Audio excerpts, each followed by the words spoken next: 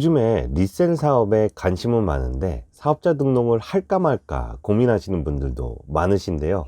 사업자 등록 하시기 전에 이 세 가지는 고민해 보시고 진행하시는 게 좋습니다. 저도 빨리 명품 팔아서 돈 벌고 싶어 가지고 이 세 가지 깊게 고민 안 하고 사업자부터 냈다가 후회를 좀 했었거든요. 여러분은 저처럼 후회하지 말라고 영상 준비했으니까 끝까지 보시고 도움 얻어 가시면 좋겠습니다.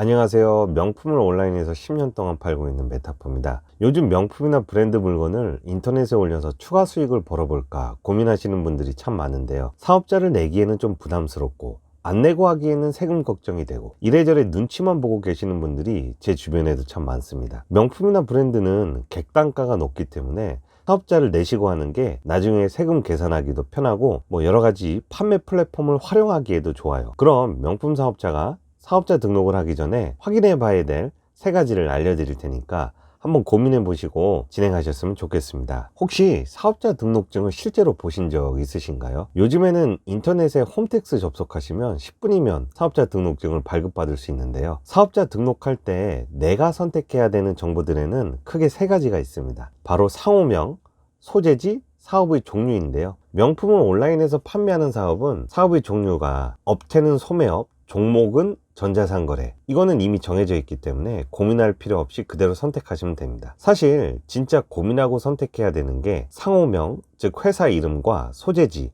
내가 어디서 사업을 할 건지인데요. 그럼 명품 사업자에게 유리한 상호명과 소재지가 따로 존재할까요? 우선 물건을 구매하는 고객들은 사업자 이름을 보고 물건을 사는 게 아니기 때문에 사실 상호명이 그렇게까지 중요하지 않을 수는 있어요. 그리고 또 상호명은 나중에 쉽게 수정할 수 있기 때문에 처음에는 크게 고민하지 않아도 된다는 분들도 많은데요. 하지만 처음에 만든 상호명에 따라서 내 사업체의 이미지나 컨셉, 색상 등의 영향을 받게 됩니다. 내가 판매하는 제품의 구성 요소에도 이 회사 이름에 따라서 알게 모르게 영향을 받기 때문에 잘 선택하시는 게 중요할 수 있어요. 예를 들어서 명품이나 브랜드를 파는 업체인데 나는 순수한 한글로 이름을 짓겠다. 예를 들면 가온누리, 꽃샘바람, 날인물과 같은 한글로 된 상호명을 짓게 되면 명품을 판매하는 회사라는 이미지와는 다소 거리감을 가질 수 있겠죠. 물론 요즘에는 크림이나 머스틱과 같이 플랫폼에서 제품을 입점해 판매자의 상호명이 크게 중요하지 않을 수는 있습니다.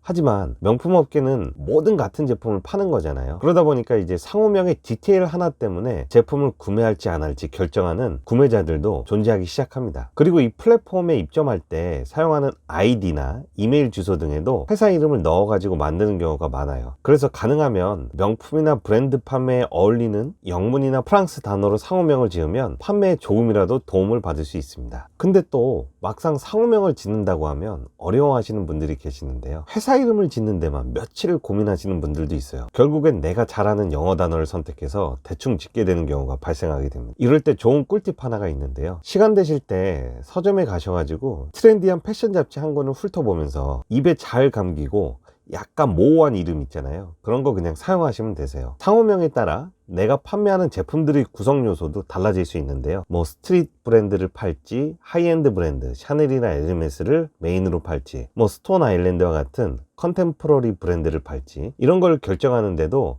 회사 이름이 알게 모르게 영향을 주기도 합니다. 그래서 내가 뭘 주로 메인으로 판매할지 아이템을 생각해 보시고 거기에 걸맞는 상호명을 만드는 것도 좋을 것 같네요. 두 번째는 소재지입니다. 내가 사업을 어디에서 하게 될지를 사업자 등록증에 적게 되는데요. 저 같은 경우는 10년 전에 회사를 다니면서 명품 파는 일을 부업으로 시작했기 때문에 그냥 제 집 주소를 사업자 등록증에 넣어서 사용했습니다. 그래도 전혀 문제가 되지 않아요. 사실 명품이나 브랜드 제품은 고가의 제품들이 많기 때문에 처음 시작할 때는 사무실을 얻기보다는 그냥 집에서 시작해도 충분합니다. 내 집에 안 쓰는 방이나 아니면 내가 쓰는 방 한쪽에 물건을 놔두고 판매해도 처음에는 전혀 문제가 없습니다. 근데 또 이런 분들이 계세요. 내 집 주소는 노출하고 싶지 않다 하시는 분들이 계세요. 이런 분들은 따로 사무실을 하나 얻어야 되나 고민을 하게 되는데요. 이럴 경우에는 그냥 집에서 가장 가까운 송호 사무실, 비상주 사무실을 얻어서 사업자 등록증을 발급하시면 됩니다. 비상주 사무실이라고 들어보신 적 있나요? 내가 직접 그 공간을 사무실처럼 사용하지는 않는데 월에 3만원에서 5만원 정도 내고 사업자 주소지만 빌려서 사용하는 거예요. 즉 주소 한 주를 빌려서 쓰고 그 주소를 사업자 등록증에 넣어서 발급받을 수 있다고 보시면 되세요. 이렇게 되면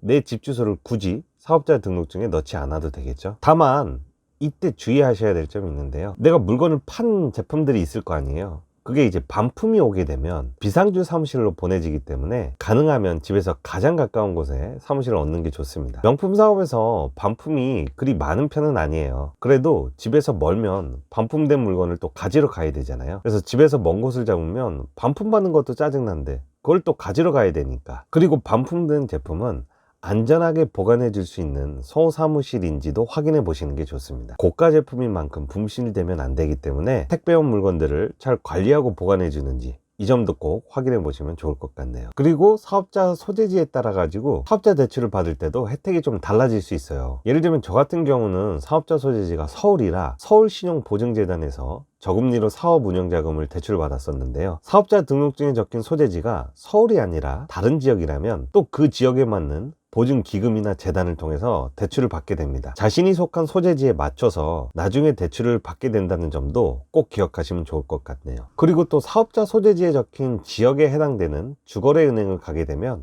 대출 상담을 좀 더 유리하게 받을 수도 있는 것 같아요. 저도 사업을 하면서 사업자 등록증에 적힌 소재지에 다른 지역에 있는 은행에서 대출 심사를 받은 적이 있었는데요. 아니 사업장이 있는 곳이 여기가 아닌데 왜 여기서 대출 심사를 받느냐라고 은행에서 물어오는 경우도 있었습니다. 그래서 가능하면 사업자 등록증 소재지에 해당되는 지역에 있는 은행에 가셔서 사업자 신용카드나 통장을 개설하시고 나중에 대출 심사를 받으시면 가장 유리하지 않을까 싶습니다. 그리고 명품 사업을 하면 해외에 유로를 송금하는 경우도 많이 발생하는데요. 이때도 환율 우대 등을 받을 수 있으니까 꼭 사업자 그 소재지 근처에 있는 은행을 이용하시는 게 좋습니다. 마지막으로 사업자 등록을 하기 전에 간이 사업자로 시작할지 아니면 일반 사업자로 할지 고민하시는 분들도 많이 계세요. 명품이나 브랜드 제품을 판매할 때도 간이 사업자로 시작해도 되는 걸까요? 사실 저는 간이 사업자로 시작했는데요. 매출이 발생하면서 자연스럽게 일반 사업자로 넘어간 케이스입니다. 사실 간이로 시작해도 명품 파는 데는 전혀 문제가 없어요. 해외에서 명품 수입하거나 핸드캐리로 사업자 통관할 때도 간이 사업자로도 크게 문제 없었습니다. 하지만 최근에는 명품을 판매하는 플랫폼 크림이나 그 외 업체들에서 간이 사업자가 아니고 일반 사업자를 요구하는 경우가 많다고 합니다. 즉 간이 사업자는 가입 자체를 받아주지 않는 경우죠. 아무래도 일반 사업자가 아니면 제대로 된 명품 사업을 하고 있지 않다고 생각하는 건지도 모르겠네요. 만약 본인이 명품을 판매하고 이용하고 싶은 플랫폼에서 일반 사업자에게만 판매자 승인을 해준다면 일단 가입해서 판매는 해야 되니까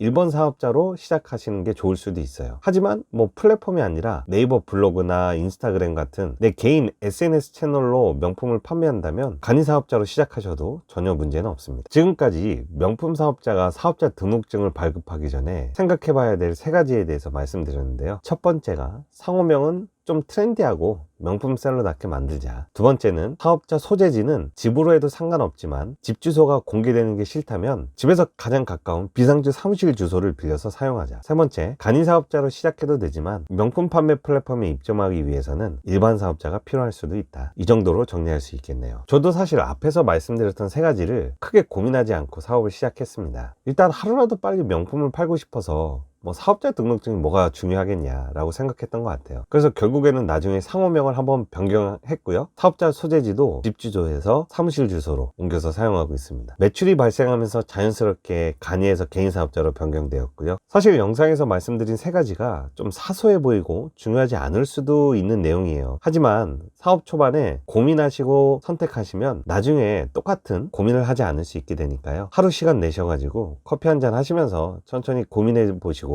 진행해 보시는 걸 추천드립니다. 사업자 등록증을 하나 가지게 되면 괜히 내 사업을 하는 것 같고 기분이 조금 들뜨게 됩니다. 명품이나 브랜드를 온라인으로 판매해서 돈을 버는 사업을 고민하고 계신다면 꼭 용기 내셔서 사업자 등록증도 내시고 나만의 사업체를 운영해 보시길 바랍니다. 오늘도 영상 봐주셔서 감사드리고요. 다음에 또 유익한 영상으로 찾아오겠습니다. 감사합니다.